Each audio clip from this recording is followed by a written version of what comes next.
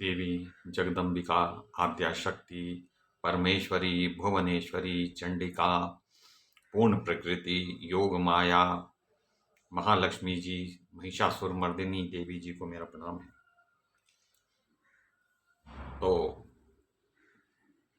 महिषासुर देवी को रिझाने की चेष्टा करने के प्रयास में एक कथा सुना चुका है कि एक मंदोदरी नाम की एक राजकुमारी थी। उसने उचित अवसर पर तो एक अच्छा पति चुना नहीं और बाद में उसको जो पति मिला वो अत्यंत ही दुष्चरित्र था, जिससे कि वो मंदोदरी दुराचारी पति के घर पर ही उसको रहना पड़ा। उसका प्रत्येक क्षण शोक और संताप से व्यतीत होने लगा।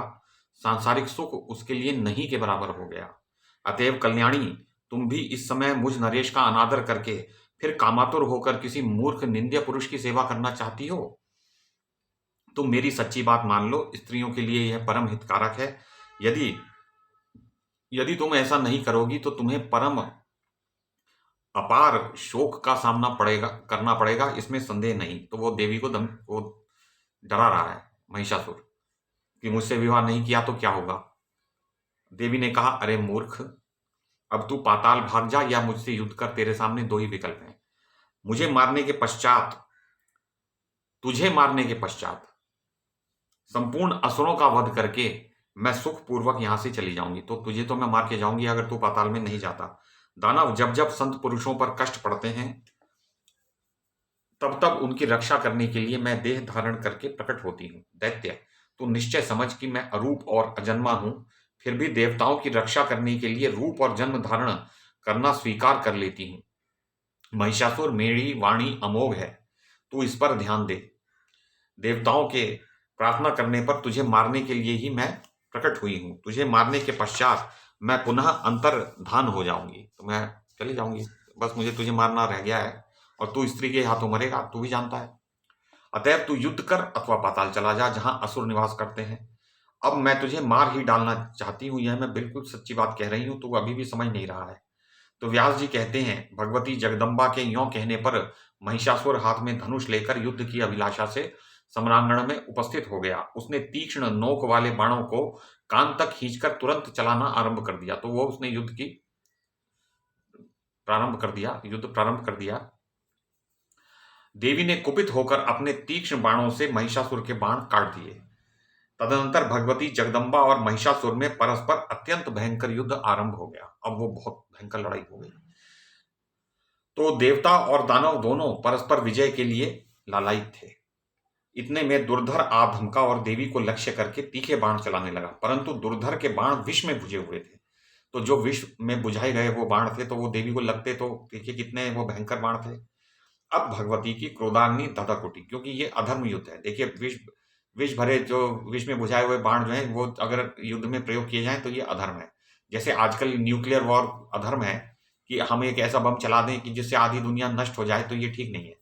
धर्म युद्ध ये है कि एक योद्धा से दूसरा योद्धा भिड़ रहा है, प्राय तो यही धर्म युद्ध है। और बता के कि भाई देखो अब मैं वार कर रहा हूं, बचाओ, ये धर्म युद्ध है। तो इससे बहुत उत्तम गति प्राप्त होती है।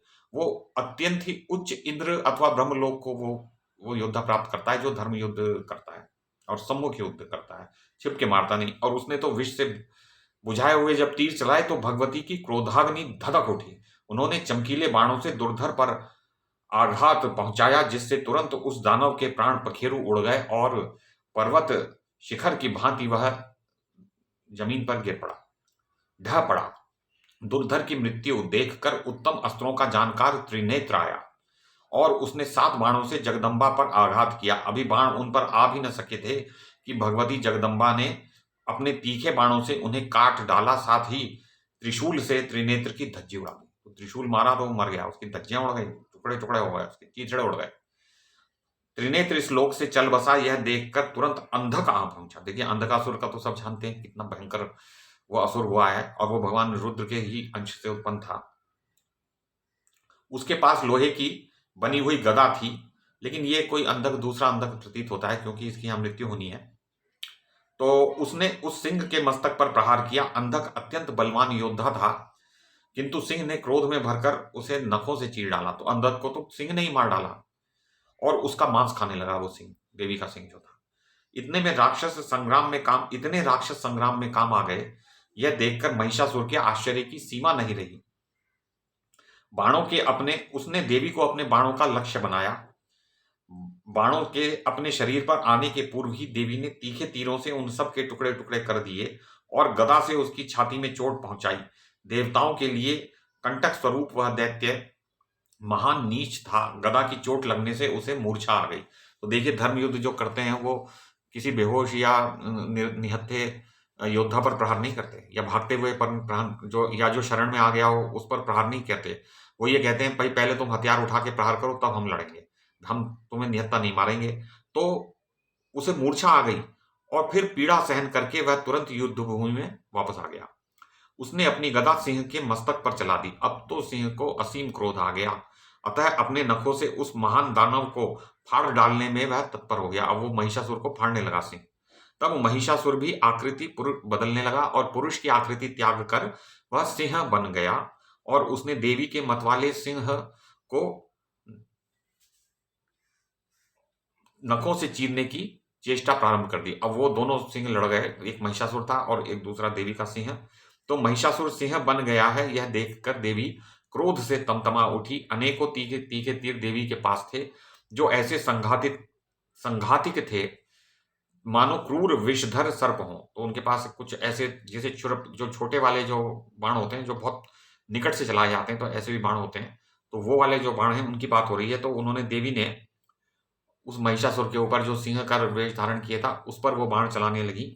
तो तब वह दानव सिंह का वेश त्याग कर गंड स्थल से मद चुचुआने वाला हाथी बन गया। तो हाथी होता है, उसके गालों पे यहाँ पे ये पसीना बहता रहता है, तो वो उसे कहते हैं भाई ये गंड स्थल, गालों पे जो है यहाँ मद है। ये तो मद का अर्थ है कि उसका पौरुष है, उसका ये पुरुषत्व, उसकी उसकी जो बल है वो दिख रहा है।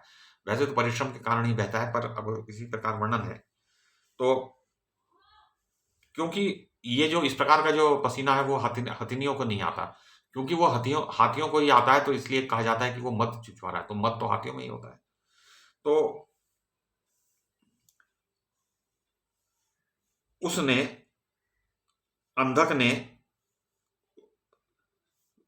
जो बलवान अंधक ने जब चोट पहुंचाई और सिंह ने उसे मार डाला, तब महिषासुर जो है सिंह बन गया और अब वह मद चुचवाने वाला हाथी भी बन गया, वो जो महिषासुर है। फिर मनुष्य बनकर उसने हाथ में पर्वत का शिखर उठा लिया। महिषासुर रूप बहुत बदलता था, कामरूप था, और उसे भगवती चंडिका पर फेंकने लगा। जगदम्बा ने अपने चमकीले बाणों से आते ही पर्वत शिखर को तिल तिल करके काट दिया और वे फिर ठठाकर हंसने लगी। तब सिंह उछला और पुनः गजराज बने हुए महिषासुर के मस्तक पर विराजमान होकर अपने नखों से उसे फाड़ने लगा। इतने में महिषासुर हाथी का रूप त्याग कर अत्यंत बलवान एवं भयंकर शरभ बन गया और कुपित होकर देवी के सिंह को मारने के लिए प्रयास करने लगा। तो शरभ वो होता है जो उड़ने वाला लंगूर, शरभ, वो लंगूर, दिव्य लंगूर जिसके पंख होते हैं, और वो तो वानर भी होता है।